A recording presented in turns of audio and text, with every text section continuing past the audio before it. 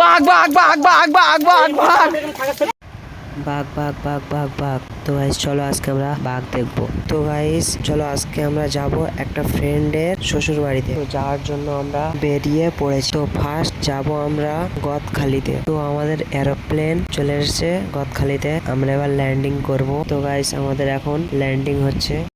তো চলো এবারে আমরা যাব খেয়াঘাটে, কারণ নদী পার হতে হবে। তো এখন আমরা বোটে উঠে গিয়েছি। তো চলো বোটের একটু আওয়াজ শুনে নাও।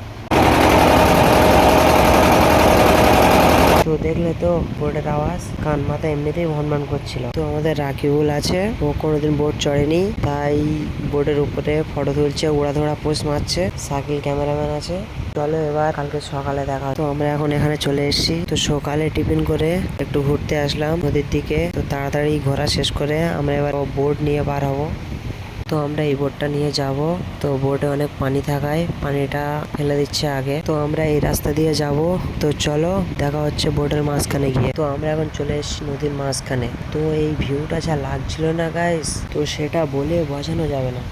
তো এখানে আমাদের শাকিল ভাই বলছিল যে জঙ্গলে যাব। তো চলো জঙ্গলে। তো ফাইনালি জঙ্গলে এসে গিয়েছি। তো আমাদের এখানে শাকিল ভাই রেগে গিয়েছিল, কারণ ওর হাতে ফোনটা ছিল আর আমরা সবাই হেঁটে হেঁটে চলে যাচ্ছিলাম। তো শাকিল ভাই রেগে গিয়ে কি বলছিল একটু শোনো। আমি এবার কি করে ফোনটা নিয়ে ছেড়ে ফেলে দিই, কাজ ধর। তো আমরা এখানে আস্তে আস্তে জঙ্গলের দিকে ঢুকছিলাম। শাকিল পিছন থেকে বাঘ বাঘ বলছিল না ভাগ ভাগ বলছিল, এটা একটু প্লিজ তোমরা শুনে কমেন্ট করো। বাঘ বাঘ বাঘ বাঘ বাঘ বাঘ বাঘ কি কি কি কি কি আরে বলুন কি ভাগ ভাগ।